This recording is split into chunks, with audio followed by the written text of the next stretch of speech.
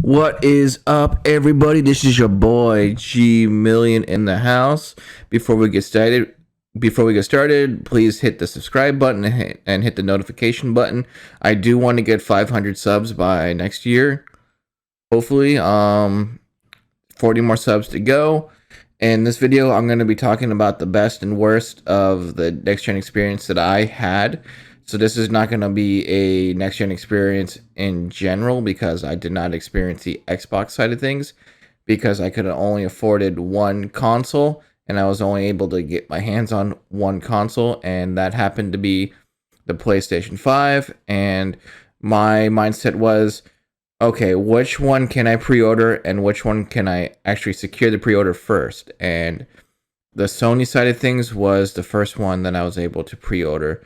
So I guess I'll get the next Xbox next year as far as it being a next gen console. However, PC, it seems like it's the way to go for Xbox games in general. The PlayStation pre-ordering was a nightmare. I just got lucky and got lucked out because Best Buy kept crashing throughout the day, and I secured my pre-order at around 1 in the morning the day that the pre-orders came out, and the pre-orders came out a day early, so that meant that less scalpers got the PlayStation and more people got the PlayStation than the Xbox, because Microsoft decided to do, this is when the pre-order is going to go live. You're not going to go live a day early or some time early, so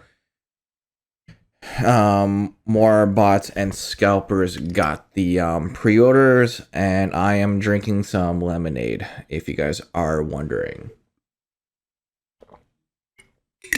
And some lemonade got up my nose. Let me just snort that.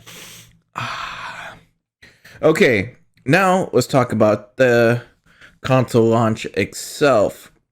With me, I got the launch at the launch day, the 10th. No, I think it was the 12th. Yeah, the 12th, because the 10th was the Xbox and the 12th was the PlayStation. I walked into Best Buy, picked mine up, no issues, didn't have to worry about shipping, did not have to worry about my package being stolen, and did not have to worry about my console being delayed. Actually, I did have to worry about my console being delayed because maybe I got into the second wave. I didn't know. And what Best Buy did was you had to make an appointment to pick up your console. The reason why they wanted an appointment, so they can allocate how many consoles need to be brought out and who's gonna buy them, so it's gonna make a smoother experience on their end. And 7 o'clock in the morning, just drove down to Best Buy, got out of the car, got my console, and went home. I slept for an hour and did my unboxings there. So if you want to see my unboxings, they're on YouTube. If they're unlisted, just go to my live stream section on YouTube and watch them. Now we're going to talk about some of the games, the next gen games that I've been playing in alphabetical order. I'm going to give you a quick first impressions of each game that I played, and did not play everything. God, no, not Godfall. I did not play that. I was too smart to get into that one. So, and that game just died in the fire. We're going to talk about Borderlands 3. So, I'm holding up the PlayStation 4 version of Borderlands 3. There is a PS5 free upgrade, so just put in the PS4 disc and just claim the free PS5 upgrade. The problem that I had with this game was it made you install the PlayStation 4 version as well as the PlayStation 5 version. They fixed that in an update, so you don't actually have to install the PlayStation 4 version to play the PlayStation 5 version. And that sucks if you don't have an external hard drive. And I already went out of order. I also have Assassin's Creed Valhalla.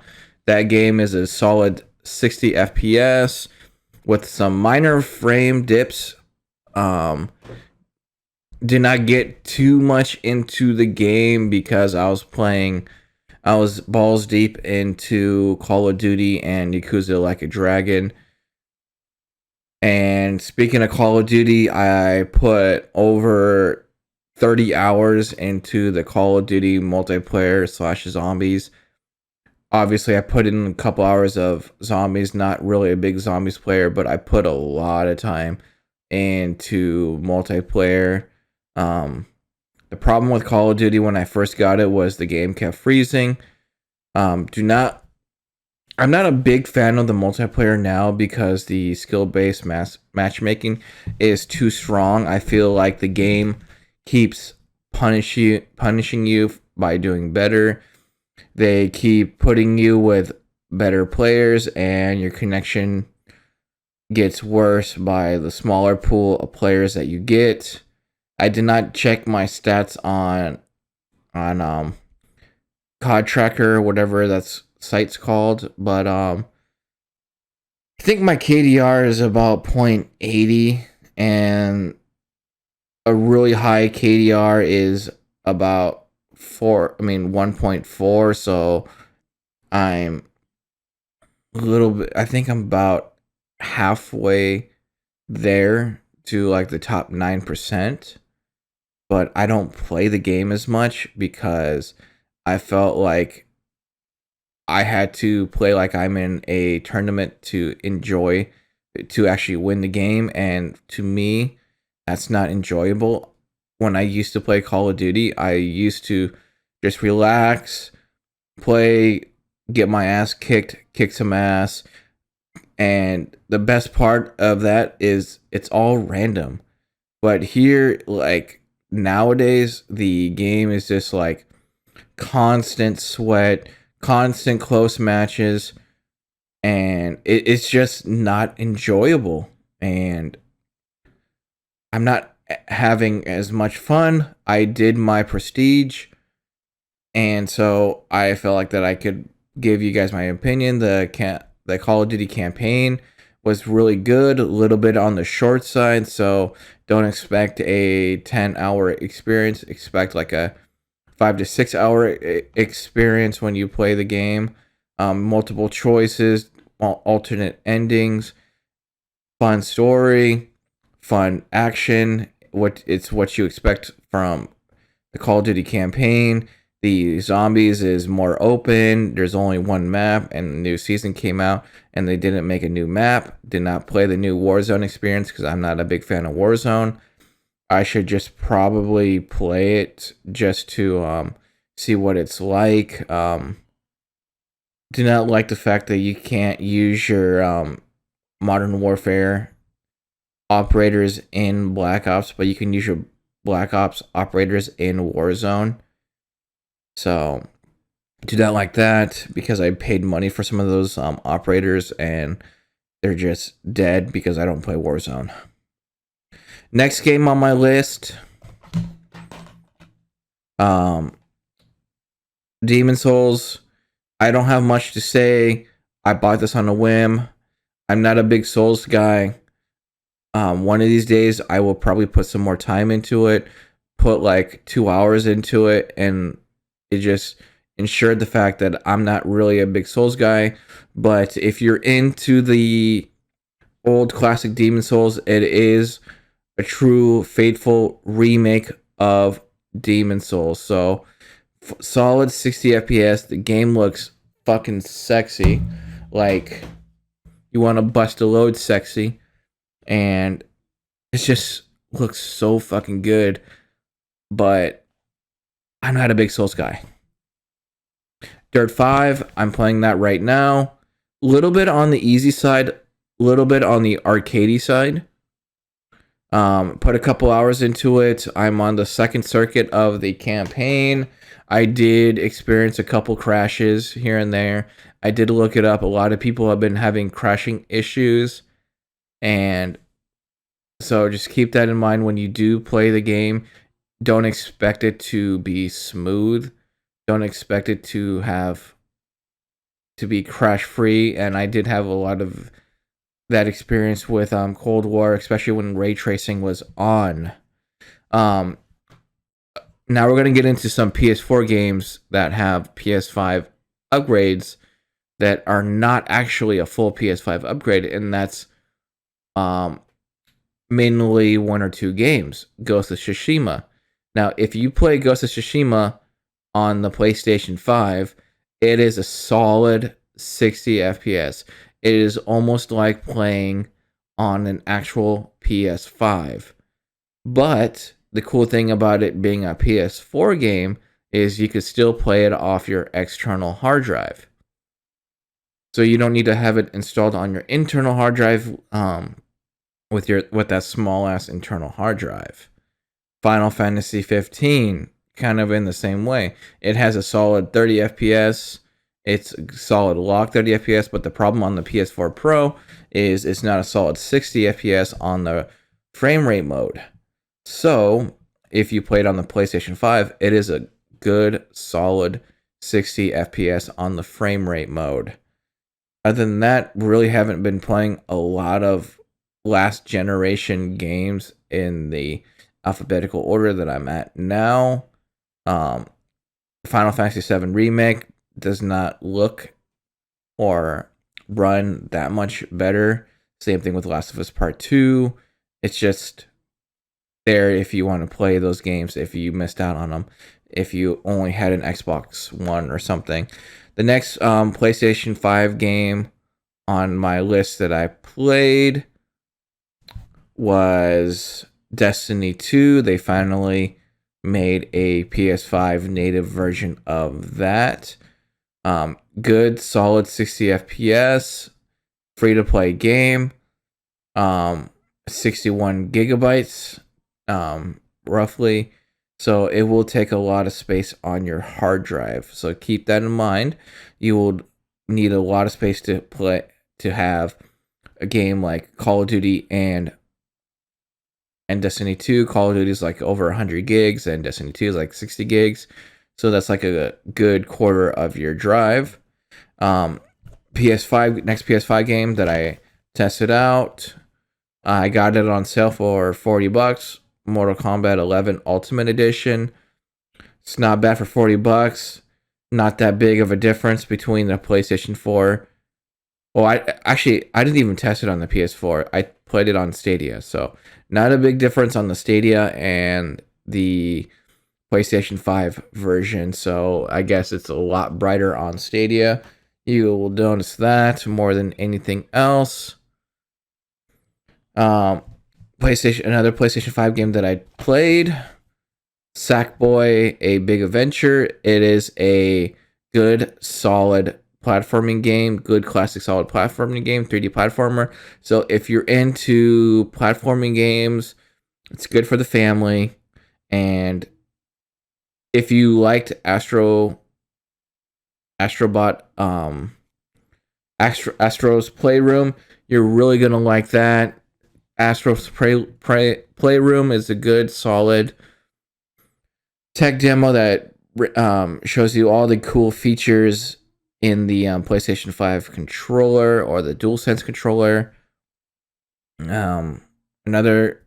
So that's a good continuation off there, and it is $69.99. It is not $70, so you don't have to pay the next gen tax on there. Another free to play game that I played, Warframe. If you're into Warframe, you're gonna like it. I'm not into Warframe. I wanted to test it out to make a video on it. The last free to play game that I played was Fortnite, the ray tracing edition.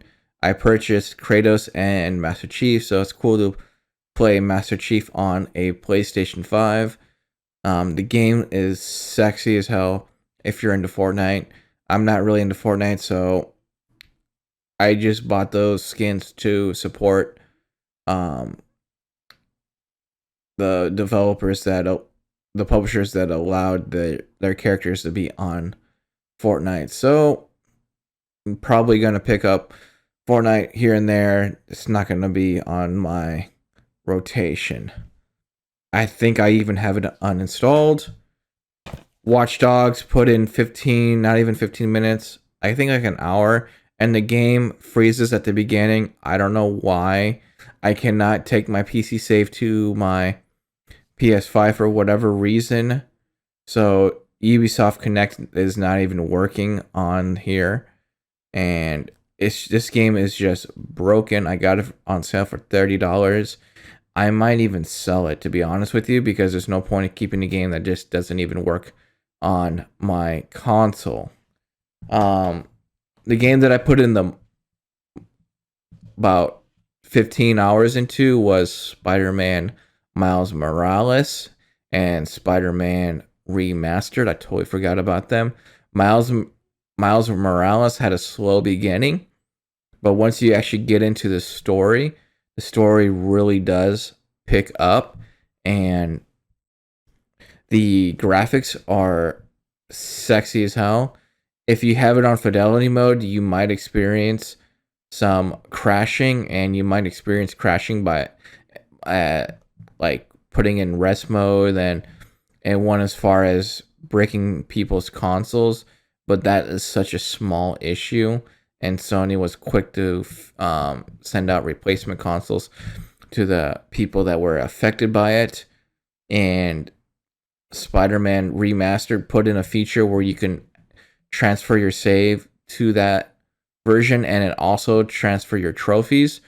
Since I platinumed that game, I platinumed Spider-Man Remastered as well. So that was actually pretty cool. So I got an easy platinum on there.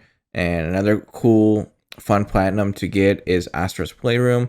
Speaking of that, I need to go back and actually get that platinum as well. This is half a next-gen game. This is considered a PS4 game, and it will get a PS5 free upgrade next year.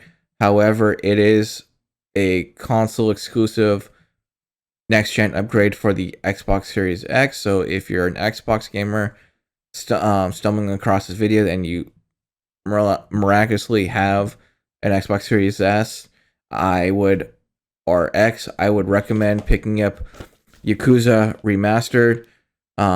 This will have a next-gen upgrade next year, but it still runs good on the PS4, and you can experience a next-gen upgrade on the Xbox family side of consoles, and it is sexy as hell on the PC. This is the launch edition that has the steel case. I beat the game, put in over 60 hours into it. I am streaming it on the PC, so if you guys want to see it, go ahead and watch my streams on the game. I do a lot of side quests and a lot of main quests. I will probably replay the game on the PS5 once it has the next gen upgrade. The only reason why I am covering it on this video, because technically it is a next gen title on the Xbox. And you guys are probably wondering, Garrett, why isn't Cyberpunk 2077 on there? One, didn't really play it. Two, is not a next gen title. It only looks good on the PC and Stadia. They're probably going to delay the next gen title of the game from next year to 2022. That's my wild prediction, because the game is heavily broken on the PS4 and the Xbox One.